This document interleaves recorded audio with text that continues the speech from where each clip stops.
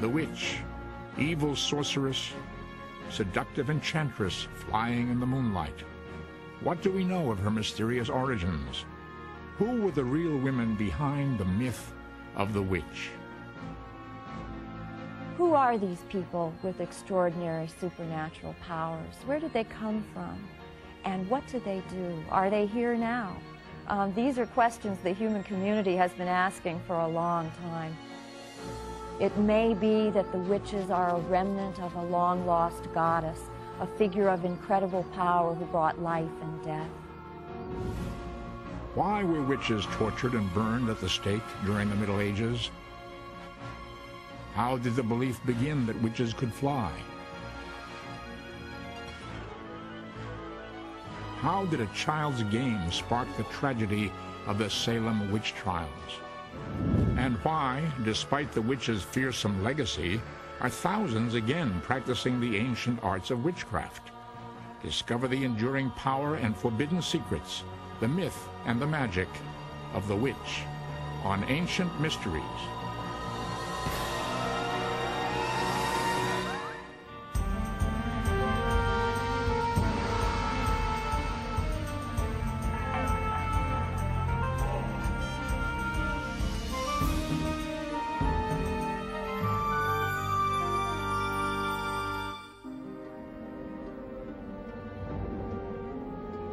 The witch, sorceress, enchantress, the devil's consort.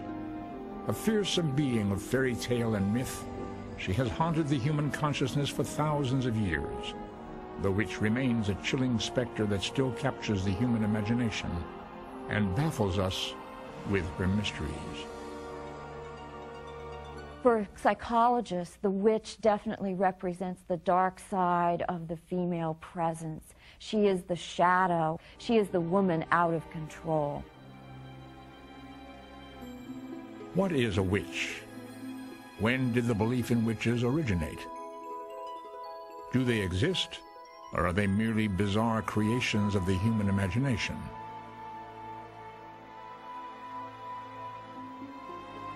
Over centuries, the image of the witch has undergone a strange transformation.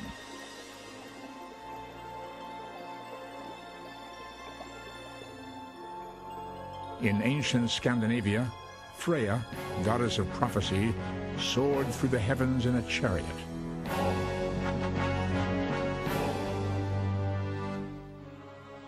In Greek mythology, the witch was as beautiful as she was deadly. The sorceress Circe enchanted Ulysses' sailors with her magical brew of honey wine.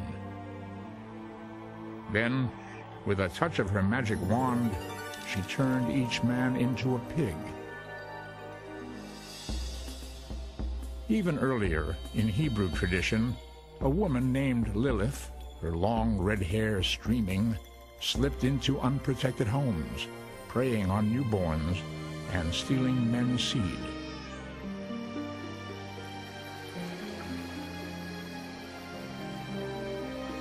Perhaps no figure in myth or legend has been so despised and feared as the witch. Being a witch was just about the worst thing you could be accused of being, because you practiced cannibalistic infanticide. You danced naked. You practiced promiscuous sex. You were part of the nightmare of society. The image of the witch is indelibly imprinted on the modern consciousness. And yet, in their earliest beginnings, magical female beings who possessed supernatural powers were not seen as a source of evil. Surprisingly, some scholars trace the origin of the witch back to ancient deities, who were as benign as they were powerful. Witches have been around as long as the human community has been trying to deal with disease and avert disaster. It may be that they developed from early goddess cults, that these are the women who serve the goddess.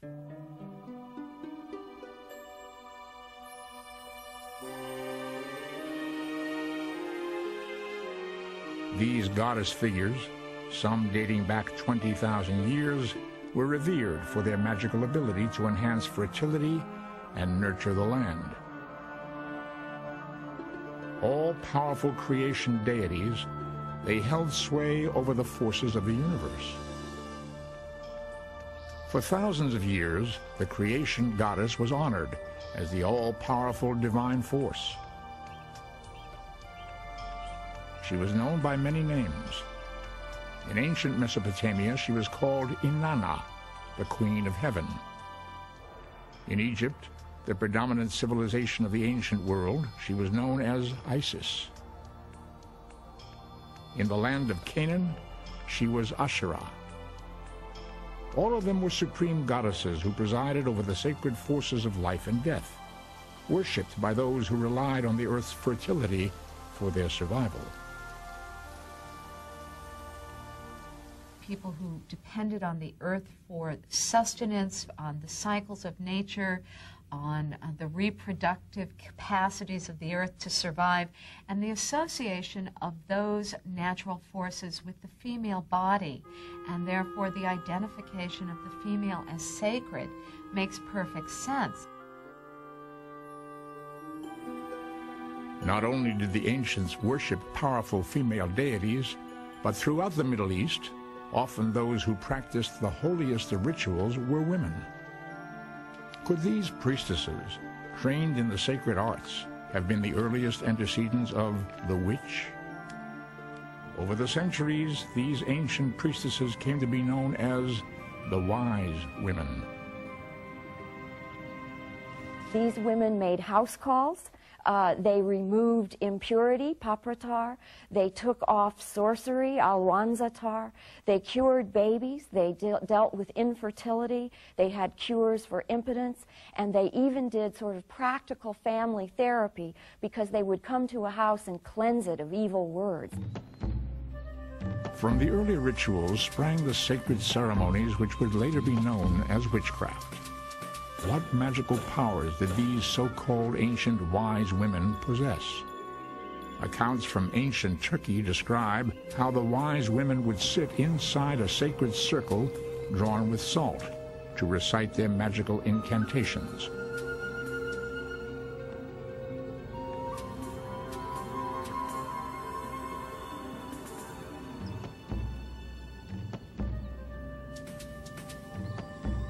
Their ritual objects were simple, but they were believed to possess awesome powers of healing and protection.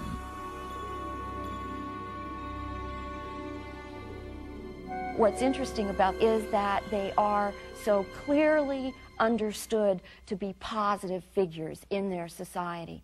No king could be without their counsel. No army could recover from a defeat without their ritual activities. No baby could be born without their presence. The question fascinates scholars. How did the benign image of the wise woman become transformed into the malevolent figure of the witch?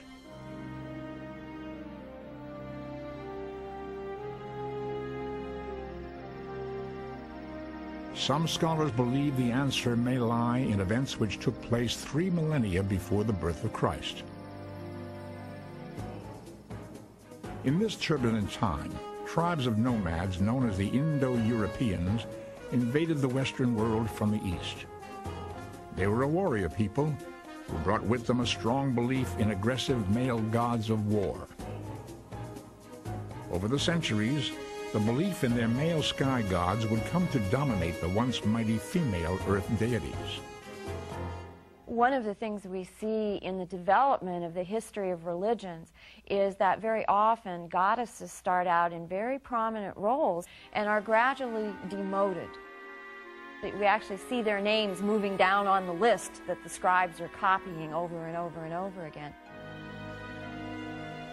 Some scholars believe that when the Hebrews, worshippers of one God, settled in the land of Canaan around 1300 before the Common Era, they perpetuated this male-dominated vision of their own creation story. Some believe that in the biblical story of creation, Eve is the mortal version of the earlier goddess Asherah. In the Garden of Eden, it is Eve who bears responsibility for the fall of all humanity. And the sacred tree and the snake, once benign symbols of the earlier goddess culture, become something both dangerous and forbidden. Obeying the laws of the Bible, the Hebrews condemned witchcraft as a pagan practice, banning it from the land of Canaan. Let no one be found among you who practices divination or sorcery, interprets omens, engages in witchcraft, or consults the dead. Deuteronomy 19:10. Strangely, despite this prohibition, one of the most mysterious stories in the Bible describes a magical encounter between a biblical king and a witch. This story is set in a period when King Saul is locked in a ferocious battle with the Israelites' formidable enemy, the Philistines. On the eve of the fateful Battle of Gilboa, a troubled King Saul seeks out a forbidden sorceress, hoping that she may call up a spirit who can counsel him from beyond the grave. It's a fascinating story because Saul has already banished all the witches from the land, and yet when push comes to shove, he's showing up at the local wise woman's house to get the true skinny on the upcoming battle. Then Saul said unto his servants, Seek me a woman that hath a familiar spirit, that I may go to her and inquire of her. And his servants said to him, Behold, there is a woman that hath a familiar spirit at Endor. 1 Samuel 28:7. King Saul visits the witch in the village of Endor, on the outskirts of Nazareth. He asks her to summon the prophet Samuel from the dead, so that he may receive Samuel's wisdom before the battle. The witch obeys the king's request. She digs a ritual pit, makes a little sacrifice, and sure enough, she brings up the ghost of Samuel the prophet from the land of the dead. Tragically, the ghost has only ominous news for the troubled king. The specter of Samuel predicts that Saul will die in battle. On the next day, Samuel's terrible prophecy of doom is fulfilled. Why does the Bible, while forbidding witchcraft, contain this enigmatic story of a revered Hebrew king visiting a witch in his time of need?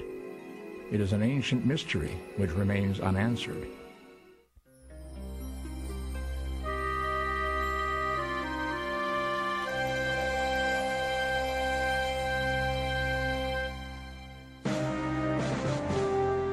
In the 14th century, all Europe was overrun by a mysterious plague known as the Black Death. As the scourge swept across the land, whole villages were decimated. In all of Europe, 1 in every 3 would perish. With the onset of the Black Death came hysteria, the fear that a great, inescapable evil had descended upon the land. With this fear came the belief that this misfortune was the work of the devil himself. Throughout Europe, the Church established a tribunal known as the Inquisition to root out all religious heretics, feared as the dangerous accomplices of the devil. By the late 14th century, one form of heresy was judged to be especially malevolent. Witchcraft is defined as the most heinous of all forms of heresy because it is when you sell your soul to the devil, and it puts not just the individual, not just the church at risk, it puts all of society at risk. Spawned by the growing panic, the image of the witch became magnified by the popular imagination into a terrifying reality. In the hysteria of the time, many believed that witches possessed the powers of flight. Surprisingly, as early as the 16th century, scholars suspected there might be a medical reason why those who practiced witchcraft believed they could fly. One German physician of the time Johann Weyer suggested that the fantasies of flight were actually a result of witches anointing themselves with a hallucinogenic drug called datura.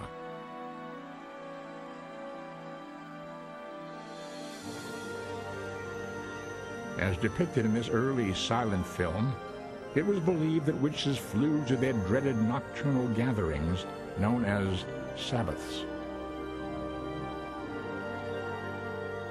The witch was believed to have made a face-to-face pact with the devil, and the witch was believed to actually worship the devil in large nocturnal assemblies.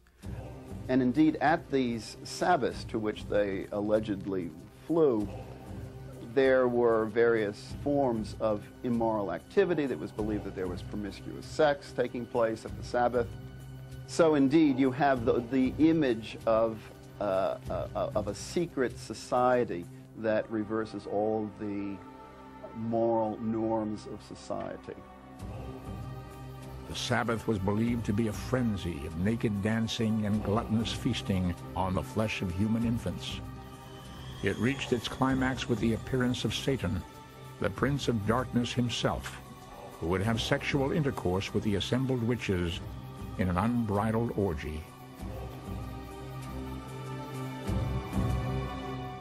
The imagery of the witches' Sabbath, with its panoply of prohibited sexuality, had a fascinating appeal to the people of that time, especially when we consider that celibacy and control of sexual impulse has always been considered an appropriate expression of Christian behavior. In 1486, a book was written to assist the witch hunters in the grim task of identifying and prosecuting witches.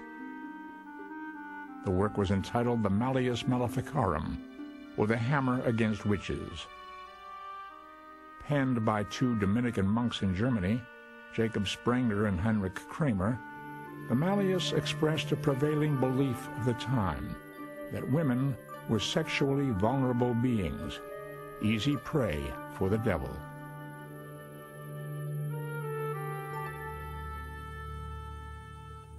What else is a woman but a foe to friendship? They are evil, lecherous, vain, and lustful. All witchcraft comes from carnal lust, which is, in women, insatiable. The Malleus Maleficarum. Although there had been witch hunting manuals before the printing of the Malleus Maleficarum, it was actually Jacob Sprenger and Heinrich Kramer who linked lust and the particular condition of women's bodies to demonology and witchcraft. It's very specific. I mean, it's incredibly detailed. How do you know witches? How do you target them? For example, you never begin asking someone, are you a witch? You ask them, when did you become a witch? For 200 years, the lurid descriptions in the Malleus would serve as a manual for zealous witch hunters. Ironically, this book of intolerance and persecution was in its own time second only to the Bible in popularity.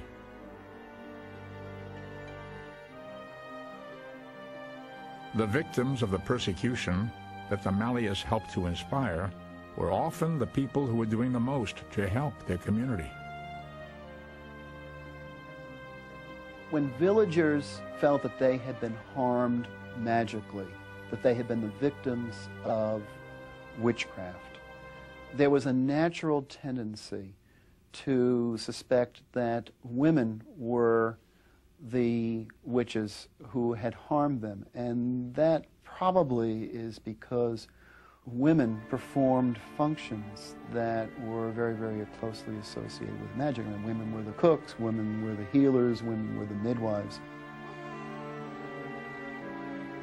Most of the accused witches were older, widowed, or single.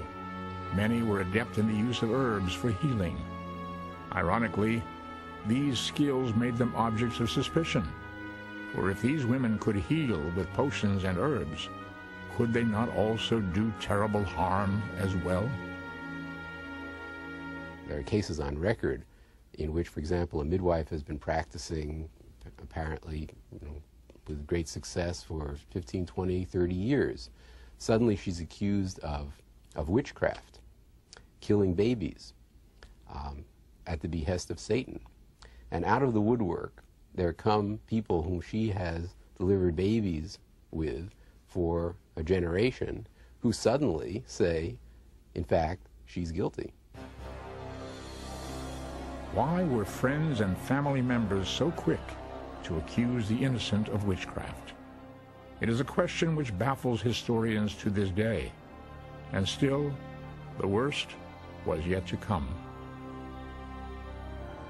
Fueled by intense fear and hatred, the flames of the Inquisition seemed unquenchable.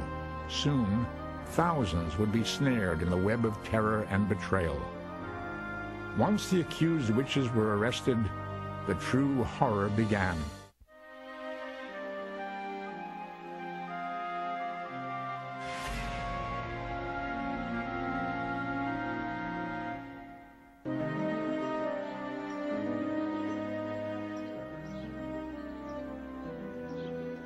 By the end of the 1600s, throughout Europe, the witch-hunting hysteria had reached its peak. Thousands were arrested and brought before inquisitors for examination.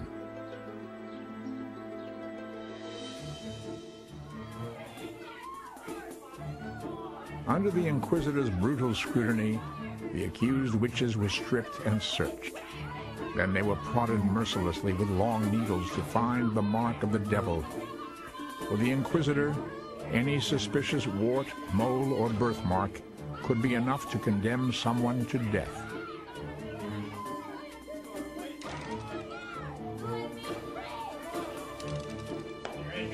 Once evidence of witchcraft was found, a confession was required, for it was against the law to execute a witch without one. The practice of torture, which had been banned for centuries, was revived to extract them. Some of the most horrendous and in some ways sophisticated methods of torture that were developed during the Inquisition. Tortures that are really too horrific almost for us to imagine any human being surviving through. The whole phrase, the third degree, can be traced back to this medieval period of torture, that there were 3 degrees of torture, and that the third degree was the degree that killed the person being tortured.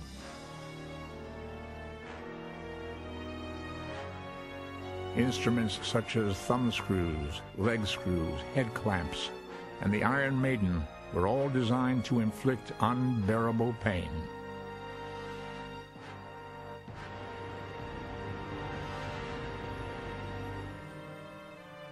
Incredibly, even under torture, the witch was viewed as highly dangerous. The Malleus Maleficarum warned the torturer never to look a witch in the eye for fear of her evil powers. Because if you look into her eyes, you might have compassion for her. And in the book it says this is her casting her spell on you. But what that means is there was no room left for the inquisitor to have any compassion for the person that was being tortured. Under torture, most accused witches confessed to the most heinous of crimes. To avoid more suffering, they told their torturers what they thought they wanted to hear. In the hope of getting these people to confess to the fantasies that judges and inquisitors had developed and indeed had acquired from their reading, these people were subject to excruciating physical pain. And we do know that if the pain is severe enough, we will confess to almost anything that our inquisitors want us to confess to. To determine guilt or innocence, the English devised a method known as swimming the witch. If the accused floated, she was judged a witch and condemned to death. If she sank and drowned, she was judged innocent. Either way, the suspect was doomed. For thousands of others in Europe, however, death came by fire. But why this method of execution? Scholars believe it was thought that only when the witch's body had been reduced to ashes would her evil sorcery truly be destroyed.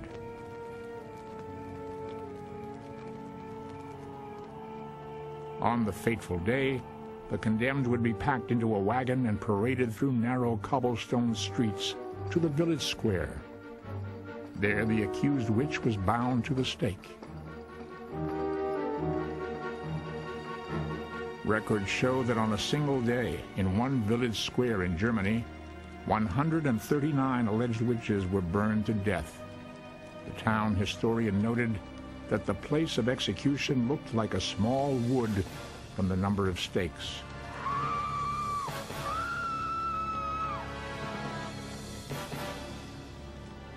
For the 200 years known as the Burning Times, witch hunts erupted like sporadic wildfires across Europe. The worst persecution would take place in the rural villages of France and Germany. There, under interrogation and torture, suspects were forced to surrender the names of their neighbors. But why did the fury of the witch hunts escalate so rapidly? Who did you practice with? Who else is involved in your rituals? You torture someone enough, you will give what is wanted in order to end the torture. And if it means naming someone, then you name someone. But this begins an escalating circle, an ever-widening circle. And eventually you would have dozens, maybe hundreds of people who would be named as a result of one or two women originally being identified as witches.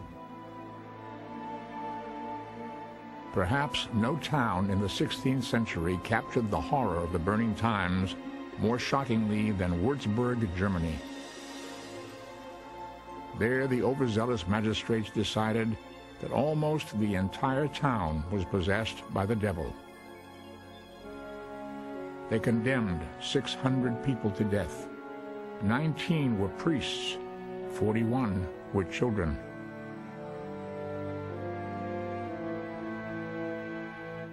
There were towns in Germany in particular where there were no women left after the inquisitors came through. Everyone was killed. When the fires of the Burning Times had finally smoldered into ashes, thousands had perished. Exactly how many actually died will perhaps always remain a mystery. Scholars' estimates range from 60,000 to 300,000 victims. Although the fires of the Burning Times in Europe started to die out by the late 1600s, the witch-hunting frenzy would spread to the New World.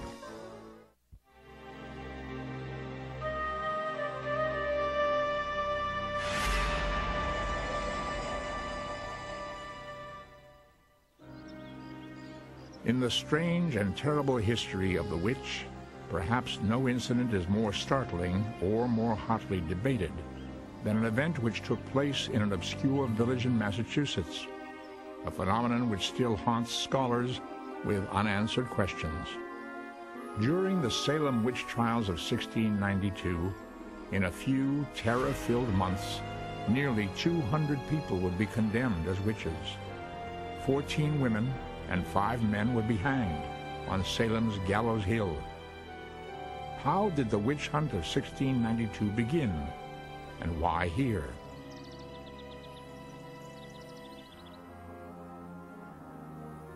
The settlement of Salem was named after the holy city of Jerusalem. But here, the Puritans had found no land of milk and honey. Salem had endured 20 years of Indian wars. It was racked by internal pressures, land disputes, and deep religious divisions tore at the struggling community. Though the Puritans clung to their strict religion, it offered little comfort. Eternal damnation was an ever-present threat, and the world of demons seemed as real as the hard New England soil.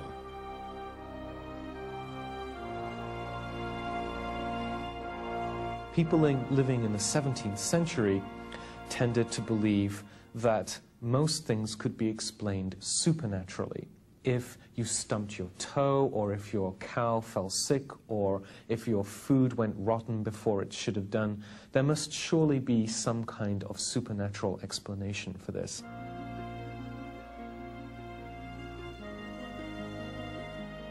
Ironically, scholars believe that the witch hysteria of 1692 began in the home of a Puritan minister, the Reverend Samuel Parris. Even more surprisingly, the event which sparked the ensuing terror was a child's game.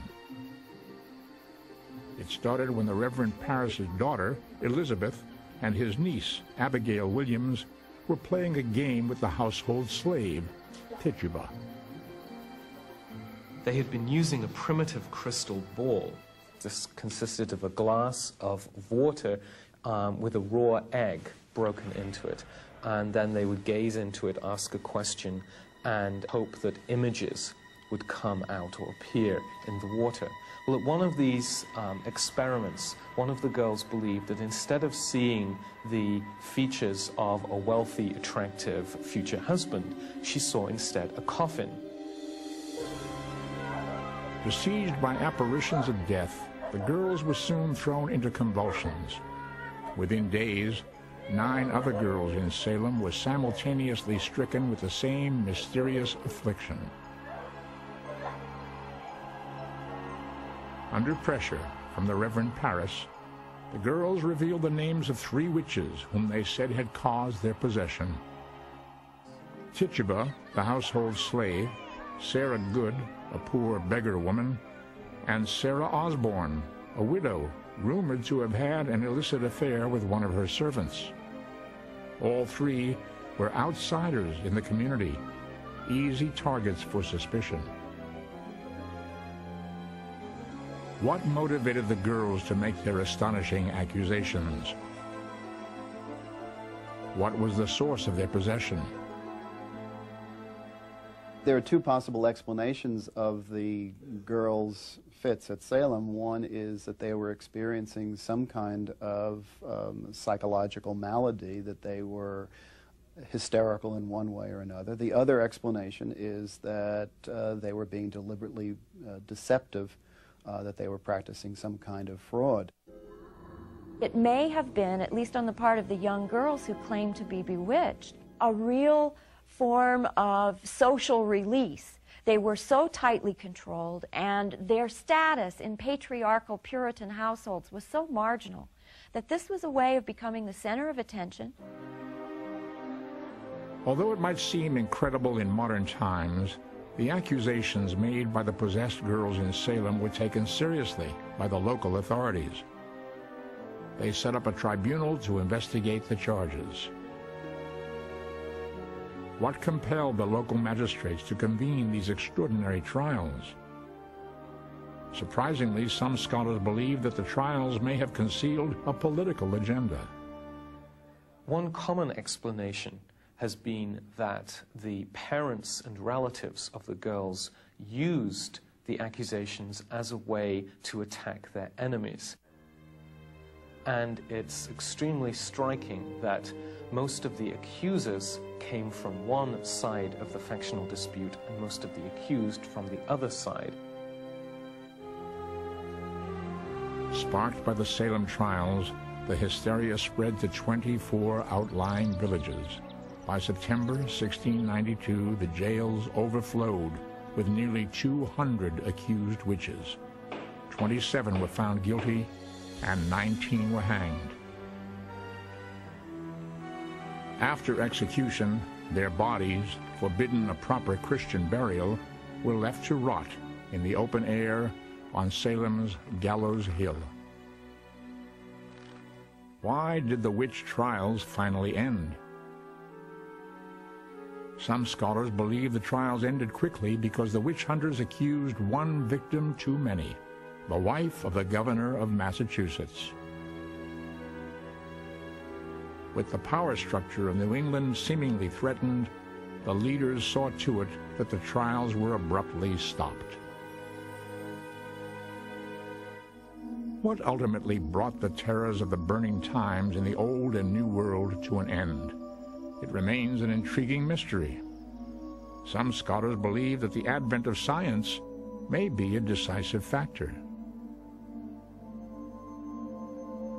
The witchcraft trials come to an end for many reasons, but I think a large part of the reason was that society moved away from its fear of the supernatural and the unexplainable. You curse your neighbor's cow and the cow dies the next day and suddenly you're a witch. Well, as different explanations for why the cow bloated up and died become available, the identification of witchcraft as the source of all evil in society will begin to diminish, and it eventually will disappear. And yet, strangely, despite the growth of science, the belief in witchcraft was far from over.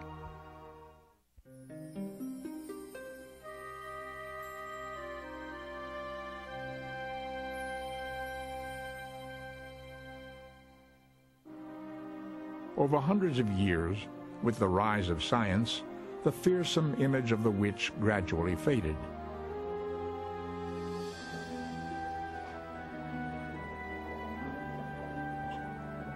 By the early 20th century, the dreaded sorceress was reduced to the outrageous Halloween witch of popular culture. Yet surprisingly, in our own time, there has been a dramatic rebirth of the ancient arts of witchcraft.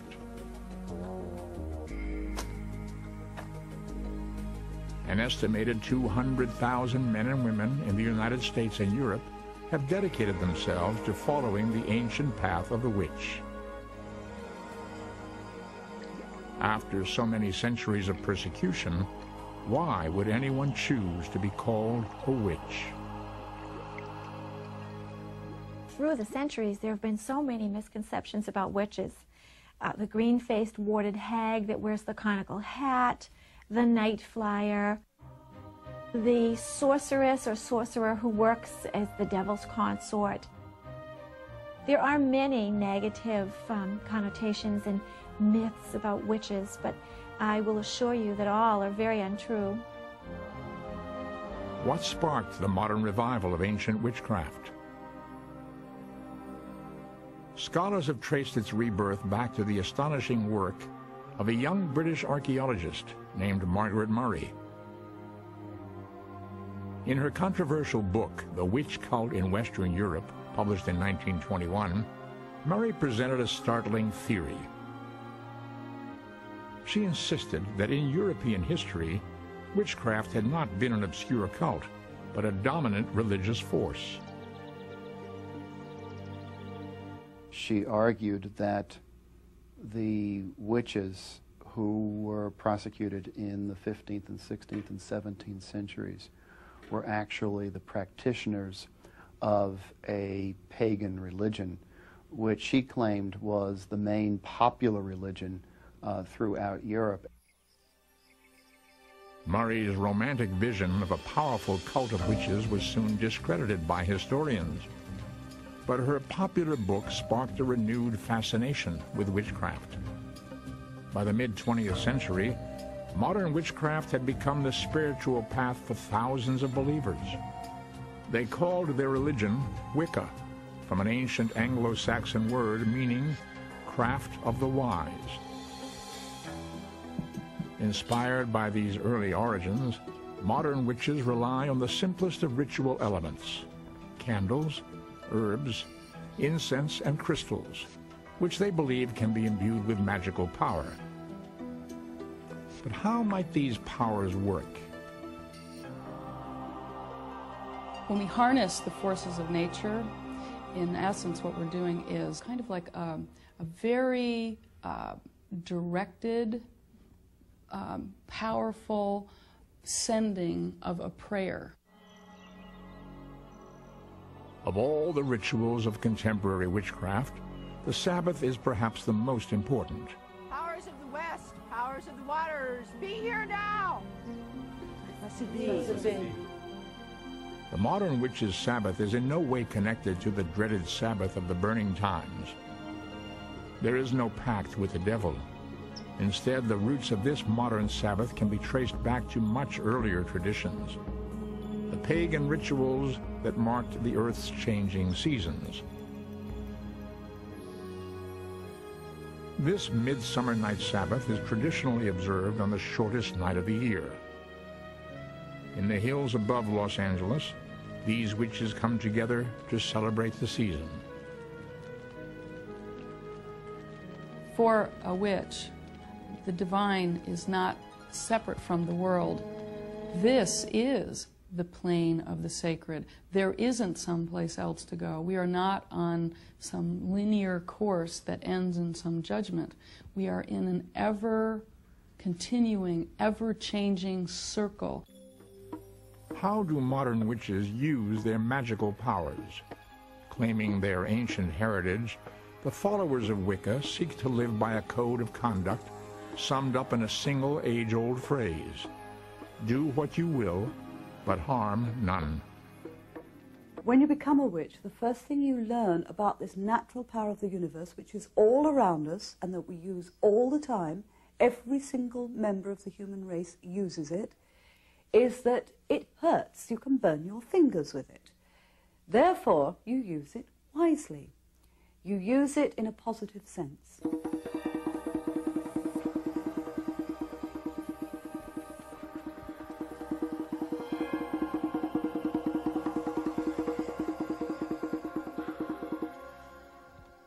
I think modern people, at least for most of this century, probably didn't believe in witchcraft because we now live in a mechanistic world. Matter is dead for us. It is something to be exploited. It is not imbued with magical powers. I think, though, that we're beginning to shift from that old Newtonian universe through Einstein's universe of infinite possibilities into a postmodern world where we powerfully understand the effect of random events and the effect of the observer.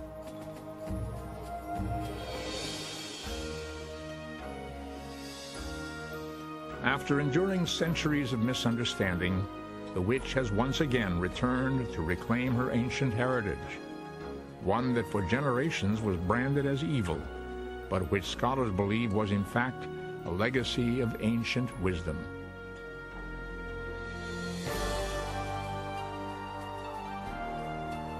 In our own time, Wicca, the spiritual path of the witch, is recognized as an official religion. And like other religions, it is imbued with a faith in divine powers, with a profound respect for the forces of nature and a love of humanity. Like all quests of the spirit, it is one rich with magical possibilities.